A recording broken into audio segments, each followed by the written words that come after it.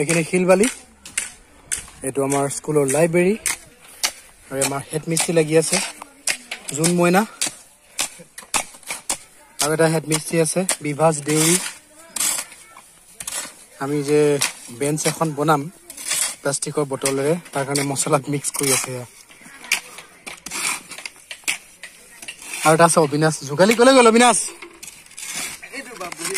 অবিনাশ যোগালী এইটো যোগালী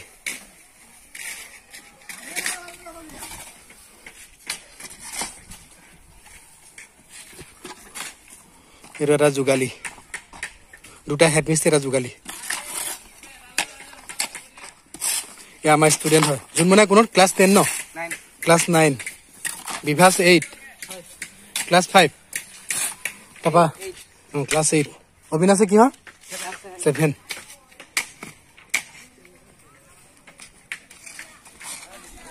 কোনে কোনে পাল মাৰি আছে ওলাই যাব এতিয়া কেমেৰাত সব ওলাই যাব বটলত প্লাষ্টিক ভৰা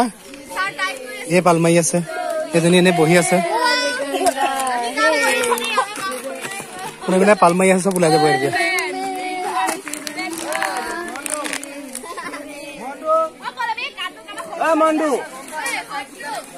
পানী অকণ দিলো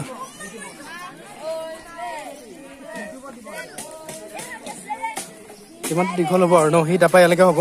সেই 3 মিটাৰ হ'বনে যোন মানে 3 মিটাৰ হৈ যাব আমাৰ এই চিধা ওপৰত এইটো তলৰ লাইনটোত বেকা হ'লে একো নহয় ওপৰ লাইন দেখা দীঘল কৰি দিম আমি সেই কিবা চিধা কৰি দিম অবিনাশ হেৰি চাওঁ বিভাস চাওঁ এইডোখৰলৈকে আহিব ন ইয়ালৈকে আৰু 4টামান বটল আহি যাব ইয়ালৈকে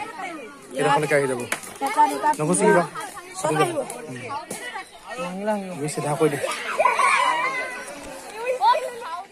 সেইটো আমাৰ ফিনিছ কাম শেষ হৈ গ'ল আজি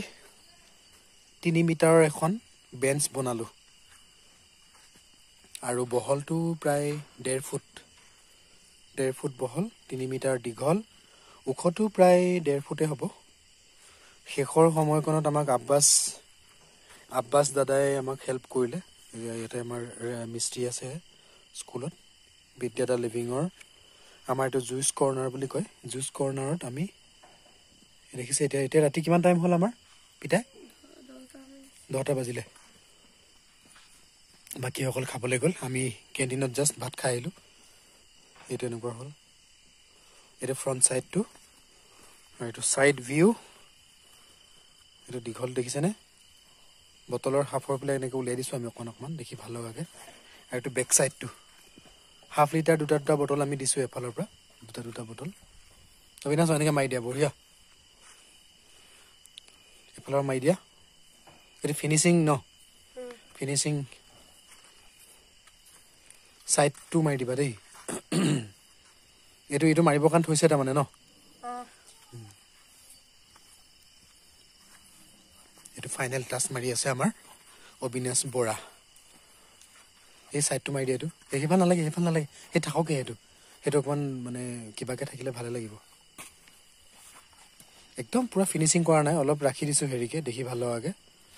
সেইফালেও নালাগে অবিনাশ সিটো ছাইডে মাৰা আকৌ সেই বনটো অঁতাই দিব লাগিছিল এই বন